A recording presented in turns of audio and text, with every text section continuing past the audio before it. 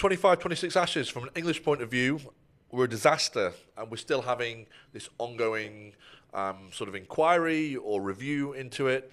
But I think even before the review, we've got to take a step back and look at, the way it unfolded in Australia a few months ago. What's that telling us? What are the ECB telling us about, what's important to them, what's important in English cricket, and where their priorities lie? So this is Leading Edge. Welcome to the show. And today we'll be discussing a bit of the fallout from the Ashes. I will hold my hands up and I'll say I thought we had a reasonable chance to definitely compete in Australia. I remember having a chat with a mate in about October, a few weeks before it started.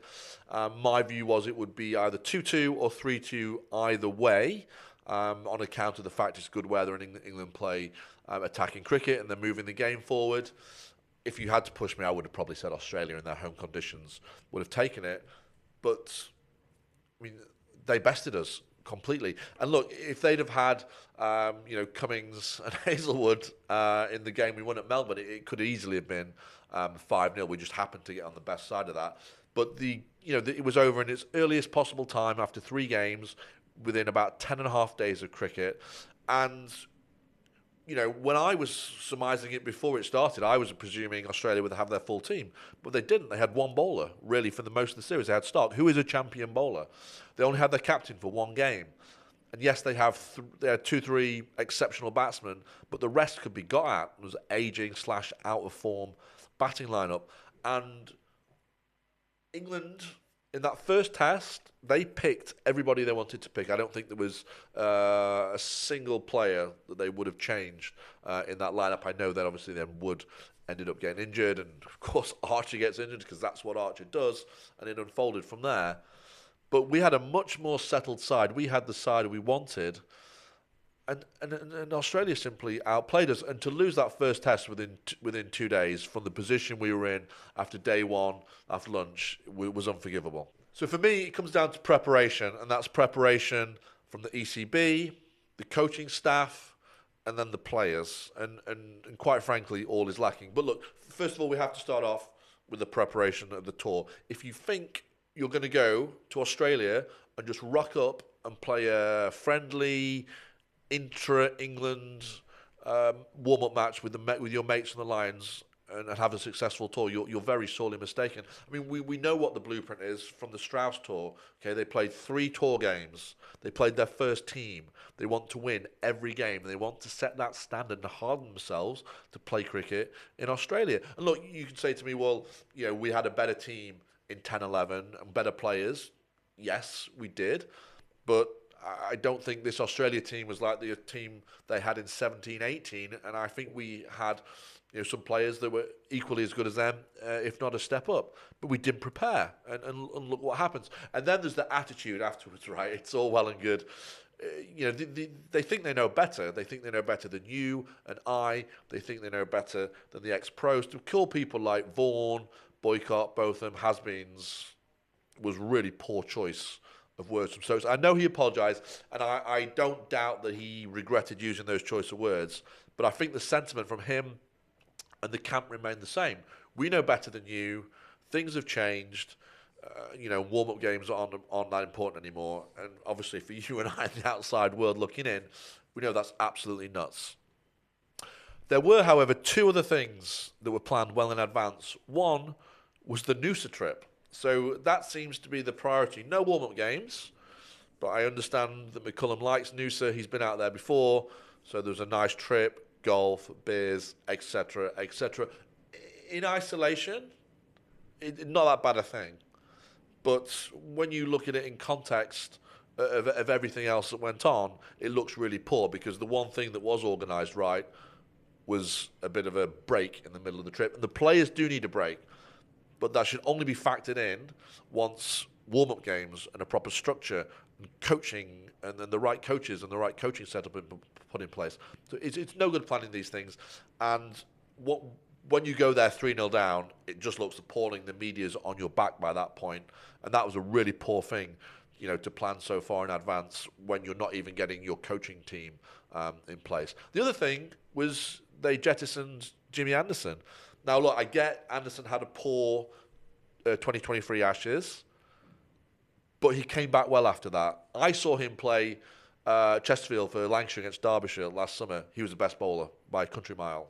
I saw him in his last Test match live at Lords against the West Indies. He was bowling as well as ever. You're not telling me that Jimmy Anderson would not have been our best bowler in the day-night Test in the Ashes. We bowled short and wide and just tried to bang it in when it was swinging and moving everywhere. And you might say, well, he's 42, 43. I get that. Personally, I don't think he was quite finished. I think there was a bit more. He could have played, obviously, the pink ball test. He could have probably played one more, maybe the Melbourne test, and he'd have been an excellent member to have as part. And also, there's a high probability chance he'd be fit, which is something, that Wood and Archer just can't provide us with.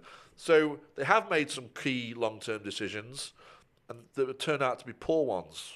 And then you contrast that with the decisions that weren't got into place. There was no fielding coach. Our fielding was shambolic. We dropped a load of catches at key times and gifted things to Australia. Maybe you can tell me what's happened to Paul Collingwood. I have no idea what's happened to Paul Collingwood. He seems to have disappeared off the face of the earth. Trescothick was sort of batting coach / assistant coach. Saker was brought in at the last minute to be bowling coach. These are the priorities that should be set up a year, 18 months in advance, not the trips.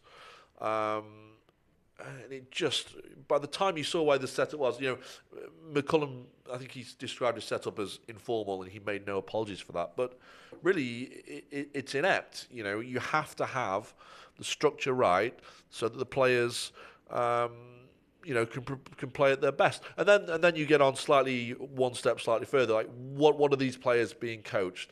Why are they playing shots like Harry on the second day of the first test when we're ahead of the game?